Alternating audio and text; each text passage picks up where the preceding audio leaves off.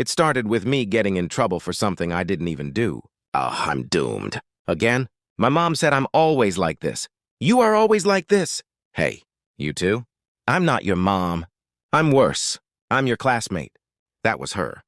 The new girl who showed up in our village. Like she got dropped off by a drama truck. She had a clean backpack, clean shoes, and a face that looked like it never lost a fight to the wind. Which is unfair because the wind in our village fights everybody. So what did you do this time? Me? Nothing. That's what guilty people say.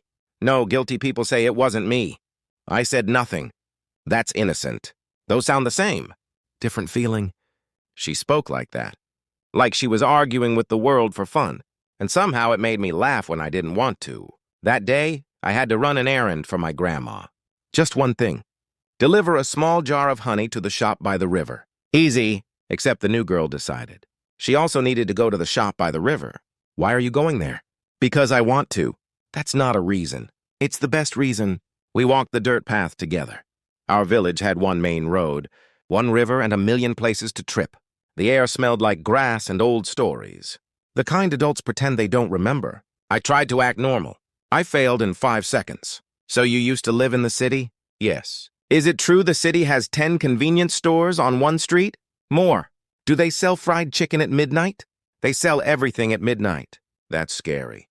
You're scared of chicken? I'm scared of happiness. She stopped walking and stared at me. You're weird. I know. She smiled like she found a funny bug. Then she pointed at the honey jar in my hands. What's that? Honey. I know it's honey. Why are you holding it like it's a baby? My grandma said if I spill it, I'll be dead. That's love. That's fear. Same thing. She said same thing like she'd been saying it her whole life. We reached the shop by the river.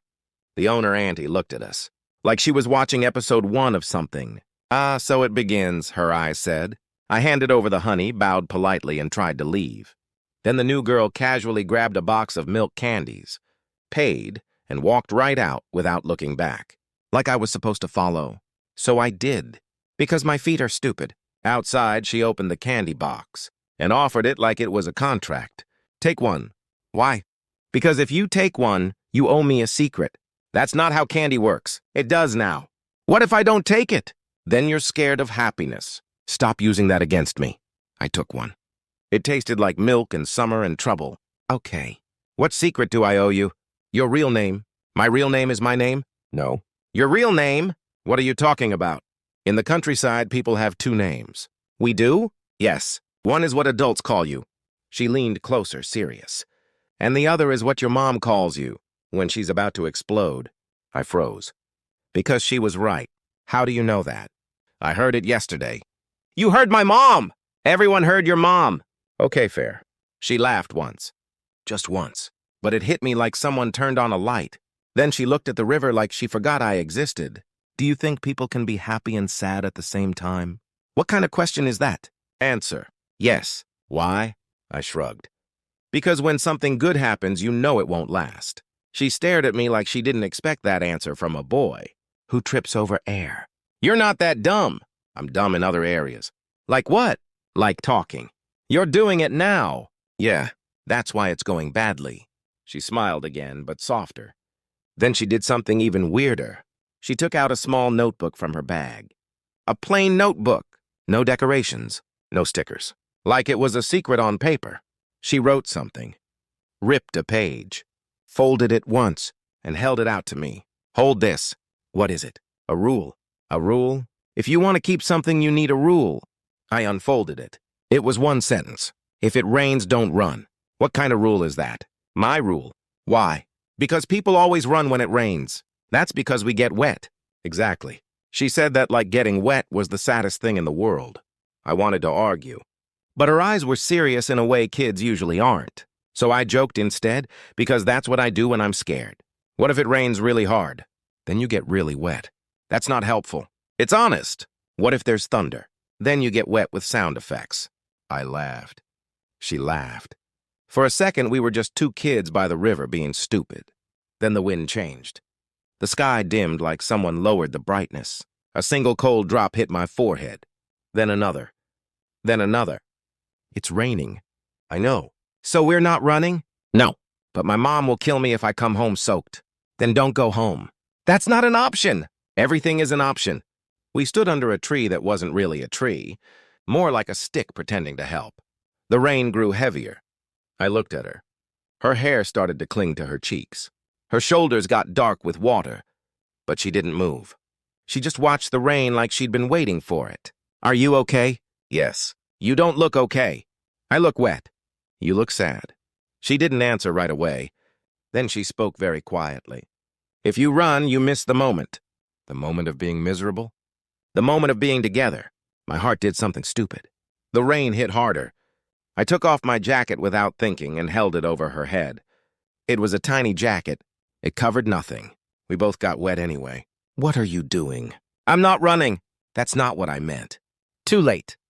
She stared at me. Then she said the most dangerous sentence a girl can say to a boy. You're kind. And I immediately panicked. I'm not kind. I'm just scared of my grandma. Liar. I'm not lying. Your face is lying. My face doesn't know what it's doing. She suddenly laughed again, and I felt relief like I survived something. Then she coughed. Just once, but it sounded wrong. Not like I swallowed water. More like something deeper. Are you sick? No. That cough says yes. Stop analyzing me. I'm not analyzing. I'm worrying. She looked away. The rain kept falling. Then she said it like she didn't want to, like the words were heavy. Don't worry about me. Why not? Because you'll get used to it. Used to what? She didn't answer. Instead, she reached into her bag again. Pulled out something small. A ring. Not a shiny jewelry store ring. A simple silver ring, like it belonged to a story. She held it in her palm for a second, like she was deciding. Then she put it on her finger. Why are you wearing a ring? We're kids. It's not for looking pretty. Then what is it for? She looked at me, and for the first time, she looked scared. It's for becoming pretty. What? Just remember my rule. I stared at the ring. It didn't sparkle. It didn't look magical, but the way she held her hand made it feel like it mattered. The rain finally slowed down. She took a step back. I'm going. Where? Home. You said don't go home. I lied. Hey! She turned, walking away like she was trying not to look back. I took one step after her. Tomorrow. She snapped her head around. Don't. Don't what? Don't come looking for me tomorrow.